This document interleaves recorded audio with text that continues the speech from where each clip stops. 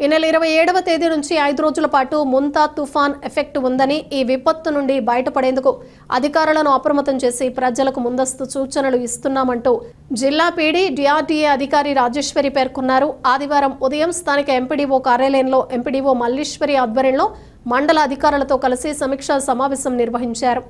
ఈ సమావేశానికి విచ్చేసిన జిల్లా పీడీ డిఆర్డీఏ రాజేశ్వరి మాట్లాడుతూ బద్వేల్ మండల పరిధిలో తుఫాను ఉధృతి వల్ల ఏ ప్రాంతాలు ప్రభావానికి గురవుతాయి, ఆయా ప్రాంతాలను ముందస్తుగా గుర్తించి అక్కడ సహాయక చర్యలపై ప్రత్యేక చర్యలు తీసుకుంటామన్నారు. ప్రతి గ్రామంలో కూడా ఓ యాక్షన్ ప్లాన్ సిద్ధం చేసి వారందరూ గ్రామంలో ఉండి సహాయక చర్యలు చేపట్టడం జరిగిందన్నారు. ఈ విపత్తు నుండి ప్రజలను అప్రమత్తం చేస్తూ ఎవరికీ కూడా ఎలాంటి ఇబ్బందులు కలగకుండా అధికారులంతా ఎల్లప్పుడూ అప్రమత్తంగా ఉండాలంటూ వారికి సూచించారు. నేను బద్వేల్ మండల్ స్పెషల్ ఆఫీసర్గా మనకి ఇక్కడ మోంతా తుఫాన్కి సంబంధించి కొన్ని ప్రిపేర్డ్నెస్ యాక్టివిటీస్ గురించి డ్యూటీస్ వేయడం జరిగింది. As the mandal special officer మన మండల్ టీంలో అంతా కూడా కోఆర్డినేట్ చేసి ఏ విధంగా ప్రిపేర్డ్గా ఉండాలి, తర్వాత ప్రతి ఒక్క డిపార్ట్మెంట్కి సంబంధించి ఆ డిపార్ట్మెంట్ వైజ్ చర్యలు ఏం తీసుకోవాలి, ఎలాగా మనము అన్నీ ప్రిపేర్డ్గా ఉండాలి, తర్వాత ఈ తుఫాన్ని ఎలాగ ఓవర్కమ్ చేయాలి అని చెప్పి మనం ఇప్పుడు కోఆర్డినేషన్ మీటింగ్ పెట్టుకోవడం జరిగింది.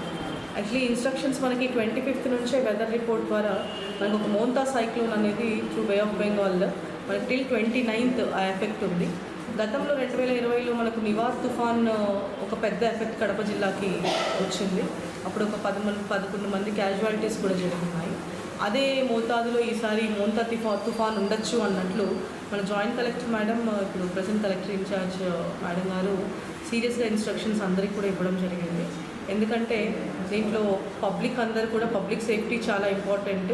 అందుకే ప్రతి ఒక్క టీమ్ని మండల్ వైజే కాకుండా డివిజనల్ వైజ్, డిస్ట్రిక్ట్ వైజ్ అన్ని చోట్ల కూడా మనం కమాండ్ అండ్ కంట్రోల్ రూమ్స్ పెట్టి ప్రతి ఒక్క మండల్ లెవెల్ ఆఫీసర్, అలాగే divisional level officer, district level ఆఫీసర్స్తో కూడా ఎవ్రీ టైమ్ అంటే చాలా ఫ్రీక్వెంట్గా రోజు ఒక 4-5 సార్లు ఫ్రీక్వెంట్గా మనము మీటింగ్స్ కండక్ట్ చేసుకుంటూ, కోఆర్డినేషన్ మీటింగ్స్ కండక్ట్ చేసుకుంటూ ఎప్పటికప్పుడు స్టేటస్ తెలుసుకుంటూ చర్యలు తీసుకోవడం జరుగుతుంది. దాంట్లో భాగంగానే ఇప్పుడు మనం బద్వేల్ మండలానికి సంబంధించి ఇప్పుడు మనకి ఇక్కడ రిస్క్ పాయింట్ ఆఫ్ వ్యూలో మనకు వల్నరబుల్ పాయింట్స్ చూస్తే లో లయింగ్ ఏరియాస్ మనకు ఒక 10 ఏరియాస్ ఉన్నాయి.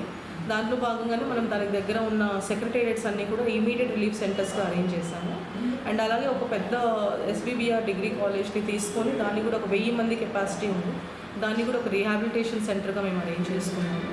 సో అందరం కలిసి MSO, నేను MSO అండ్ MPDO గారు, MRO గారు, తర్వాత మన DE ఇంజనీర్ RWS కానివ్వండి, ఇరిగేషన్ కానివ్వండి, అందరం కూడా MEO, తర్వాత ICDSకి సంబంధించిన సివిల్ సప్లైస్కి సంబంధించిన ఆఫీసర్స్ అందరూ కూడా, అగ్రికల్చర్ ఆఫీసర్స్ మెయిన్గా.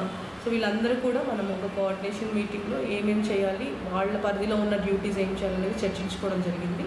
ఈ రోజంతా కూడా ఆ ప్రిపేర్డ్ యాక్టివిటీస్లోనే మేమందరం కూడా ప్రిపేర్ చేసుకుంటాము.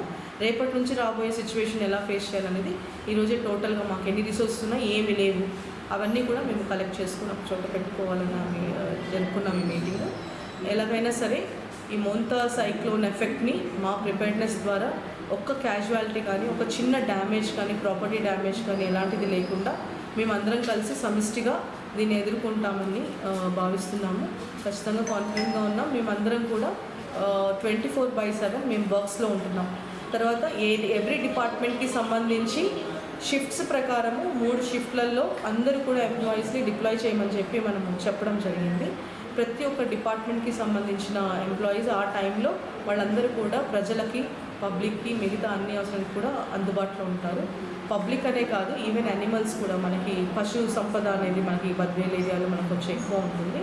దానికి సంబంధించి కూడా మన వెటర్నరీ డాక్టర్ గారికి, తర్వాత మన యానిమల్ హస్బెండరీ మండల్ లెవెల్ ఆఫీసర్కి అందరికీ కూడా మనం ఇన్స్ట్రక్షన్స్ ఇవ్వడం జరిగింది. సో దానికి సంబంధించి కూడా అందరినీ మ్యాప్ చేసి వెటర్నరీ అసిస్టెంట్స్కి ఎక్కడెక్కడ పశు సంపద కూడా ఎక్కడ ఎలాంటి డ్యామేజ్ లేకుండా చూసుకోవాల్సిందిగా అందరికీ ఇన్స్ట్రక్షన్స్ ఇవ్వడం జరిగింది. సో ఓవరాల్గా మేమంతా ప్రిపేర్డ్గా ఉన్నాం. మేము అంతా సైక్లోన్ని ఎదుర్కోవడానికి ఎలాంటి నష్టాలు రాకుండా మా ప్రిపేర్డ్నెస్తోనే దీన్ని ఎదుర్కొంటామని మీకు అందరికీ కూడా తెలియజేయడం అయింది. అయితే మీ ద్వారా ఇక్కడ పబ్లిక్కి మేము ఒక మాట తెలియజేయాలనుకుంటున్నాము. రేపు మనకి ఏదైతే PGRSL ఉందో, పబ్లిక్ గ్రీవెన్స్ సిస్టమ్ మనం జిల్లా లెవెల్లో జరుపుకుంటామో, అది తుఫాన్కి దృష్టిలో పెట్టుకొని మోంతా తుఫాన్ని దృష్టిలో పెట్టుకొని రద్దు చేయడం జరిగింది. మీ ద్వారా మేము ప్రజలకి విజ్ఞప్తి ఏంటంటే ఎవరు కూడా ఈ వర్షాల్లో ఎస్పెషలీ ఓల్డ్ ఏజ్ పీపుల్ కానివ్వండి, ప్రెగ్నెంట్ ఉమెన్ కానివ్వండి, చిన్నపిల్లలు, ఇలాగ డిజేబుల్డ్ పీపుల్ ఎవ్వరు కూడా దయచేసి జిల్లా లెవెల్ పీజీఆర్ఎస్ హాల్కి రావడానికి అవసరం లేదు. ఎందుకంటే పీజీఆర్ఎస్ లేదు. ఏమన్నా ఉన్నా కూడా మనం నెక్స్ట్ వీక్లో మీరు సబ్మిట్ చేసుకోవచ్చు. దయచేసి ప్రజలందరికీ విజ్ఞప్తి ఏంటంటే తమ ఇళ్లల్లో ఉండండి, బయటికి రావద్దండి, వీలైనంత వరకు అవాయిడ్ చేయండి అని తెలుపుకుంటూ మీ అందరికీ కూడా ఇంకొకసారి